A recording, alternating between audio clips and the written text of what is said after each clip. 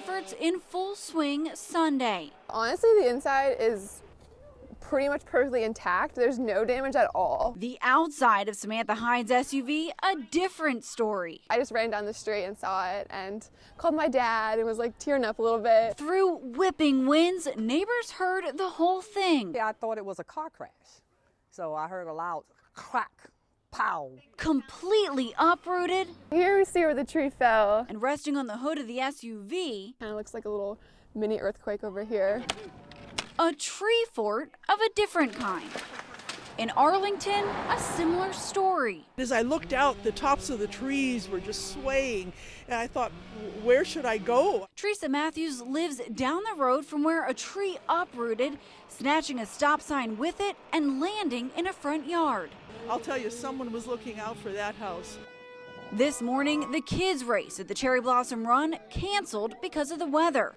Others racing right through. You have some miles where the wind's at your back and you're feeling great, and then you're running across Memorial Bridge and the crosswinds are nailing you. Winds leaving their mark. Crews across the area left picking up the pieces Sunday. I'm grateful that the tree didn't fall that way onto a house. I mean, that's best case scenario is it fell this way.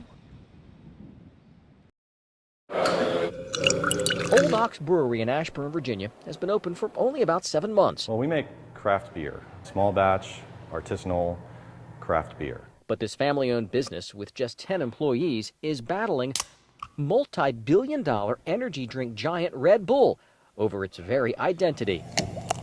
Last month, Red Bull filed a trademark challenge, saying consumers are likely to confuse Old Ox Brewery and its logo with Red Bull's Charging Bovines. Brewery President Chris Burns. They're at completely opposite ends of the beverage spectrum. They are liquids, and that's about as similar as they are. In fact, Burns says the company is named after an old road. And as far as the logo goes, It's an O with an X in it, as in X marks the spot. It has absolutely nothing to do with an animal. but according to Red Bull, an ox and a bull both fall within the same class of bovine animals and are virtually indistinguishable to most consumers. In addition, an ox is a castrated bull. Burns says instead of expanding, his extra capital now feeds legal fees to fend off Red Bull. It's incredibly detrimental to our business. It's hard to function. But Burns says he is more than willing to battle a company he now calls Red Bully. It's either change our identity or fight this, and we're not giving up. Happy Father's Day, Dad. Happy Father's Day. It's been a tradition for the last few years for Donnell Chase and his brother William Chase Jr. 2012. Seemed like yesterday, didn't it? to visit their dad, William Chase Sr., on Father's Day here at Cedar Hill Cemetery in Suitland, Maryland. When I have a lot of things on my head, I just come over here. But this time of quiet reflection quickly turned to confusion and anger. And I told my brother, I said, does that look like a piece of a casket there? They spotted the unthinkable about 50 feet away where a creek hugs cemetery property. Who is it? Where did it come from? They discovered a casket out of its burial vault, a vault now filled with water. That's to keep it protected from the weather and everything, but it's not working. The brothers, upset and horrified, contacted 7 on Your Side. I was concerned because that's somebody's family member. Soon after we contacted cemetery officials, employees rushed to the site. A maintenance official said Saturday's storm caused the creek to overflow, destroying part of a retaining wall, which then allowed fast-moving water to erode the soil and unearth the casket. This should never happen here or no other cemetery where the public have a chance to see it. The Chase brothers think the cemetery should not be burying people so close to the creek. Cemetery officials, who declined to talk on camera, would not say why they perform interments so close to the water. I know people are their family members and they spend a lot of money to bury their people over here, and to have a casket like that and a vault like that is unacceptable.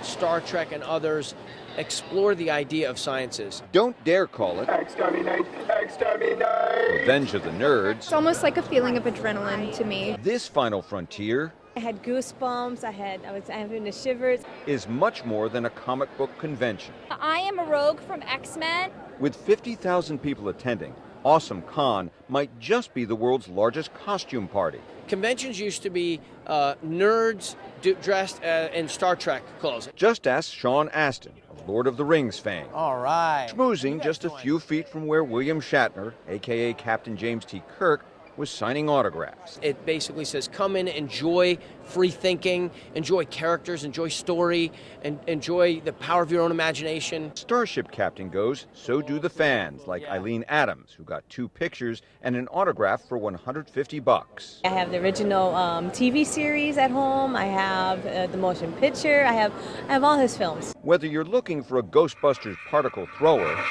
or something a bit more exotic, it's all here. It's just fun to be someone else for a while. Whether superhero or supervillain, it's all in the details. People don't look at us like we're weird or, oh, that doesn't look right. If anything, it's almost like seeing a celebrity. Just blocks from criminal court hangs a mosaic depicting one of New Orleans' most notorious criminals. 14,000 .40 caliber shell casings arranged in perfect sequence create the face and essence of Telly Hankton, a man dubbed New Orleans' most dangerous criminal, spending life behind bars for murder. To use that medium and capture somebody's likeness and their personality is amazing, and it just blows my mind, and it's probably the biggest talking piece in the gallery. The ghost of Telly Hankton is prominent inside Pauline Patterson's bar and art gallery Treo. While this piece depicting a criminal mastermind receives a lot of attention, the master craftsman behind this piece of art isn't what you'd expect. It's mimicking my job as a police officer, that specifically piece. And I think maybe that's why people really like that piece. Charlie Hoffaker is a homicide detective with the New Orleans Police Department and an artist. He admits his work reflects his life on the force, and the people he meets on the street become a part of his palette. I'll go work a case all day and deal with the family, and it's easy for me to come home and get lost in a 3 square by 3 inch by 3 inch piece of canvas and just think about that family. To do that type of job, you'd think it would be easy to lose it, but he hasn't lost it. I think it grows with his art. Hoffaker says this mosaic isn't a tribute to Hankton, but to the men and women who helped seal his fate, with each casing fired from the weapon of an NOPD officer. His power on the street is gone. Therefore, on the streets, he's a ghost. There's little blank holes, and that speaks to his empire. There are these holes now that are in his empire on the street, in crime. There are blanks where he used to be, and that's opportunity, for good things to happen. Hoffaker's artistic endeavors prompt conversation and even stir some controversy, but he hopes to spark change with each brushstroke. Right now, he's working on a series involving the city's homeless, buying their signs and painting their portraits to raise awareness of the growing problem. As hard as we have to be as policemen, we all care. We all care down beneath the surface. It's all there. Otherwise, we wouldn't be doing that job. This project has a special meaning for Hoffaker. When he first became an NOPD officer, he met a homeless man who was in a lot of pain, but refused Hoffaker's help. So the next morning, I had to work days for whatever reason, and the first call that I had was a 29U, which is a dead person. So I was like, okay, I'll go over there. I'm not even thinking of the intersection. I went there, and sure enough, that was the guy.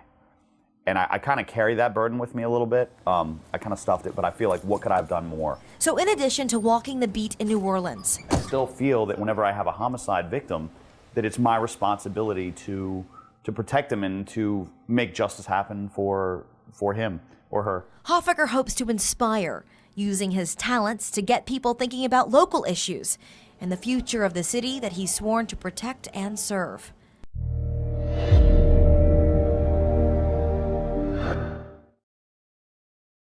And we're not going to rest until every veteran who has fought for America has a home in America. We're making it a top priority to end homelessness among our veterans.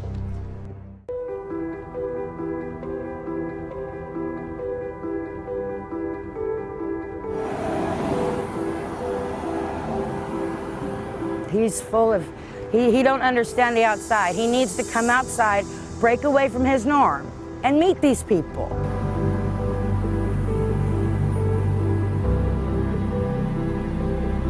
There's a big push to get veterans in housing by the end of the year. Here I am 4 months later. You know what I mean?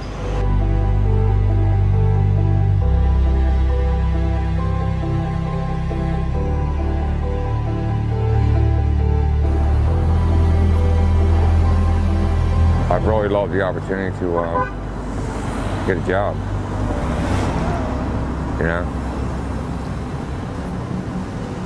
because Lord knows it's humiliating. You know? Me and him's been struggling, trying to make ends meet. It's really hard to live out here, man. It really is, because you don't make a lot of money.